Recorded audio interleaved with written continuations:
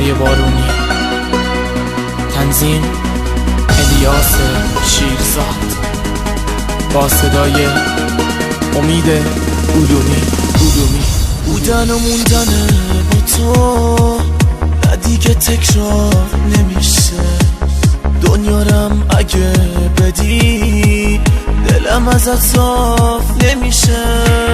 تو برو از این به بعد تنهایی یاورم میشه. نه دیگه دوست دارم محال باورم بشه.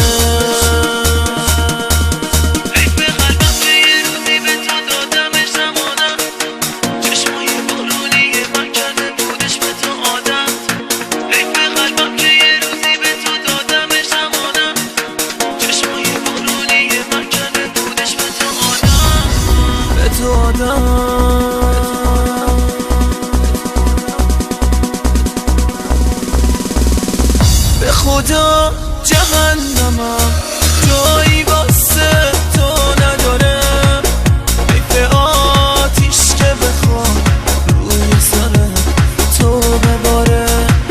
حرف من همینه که برو پی کار خودت.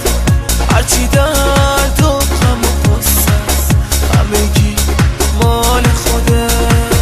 به خدا جهنمم جایی واسه تو نداره.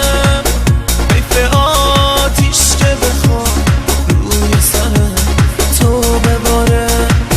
حرف من همینه که برو پی کار خودت.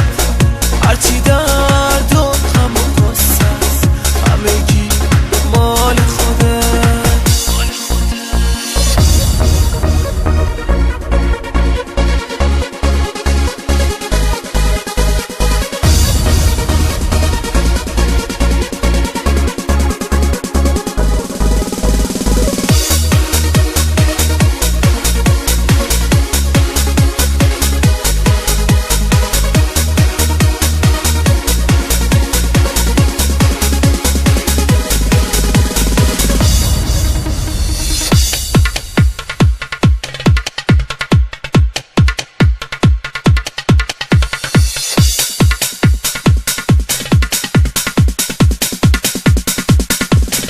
حالا حقته بری یه گوشه ایزار بزنی. از غم نبودنم هی داد و فریاد بزنی. از خدا اینو میخوام همیشه آواره بشی. واسه درمون دلت دنبال راه چارشی.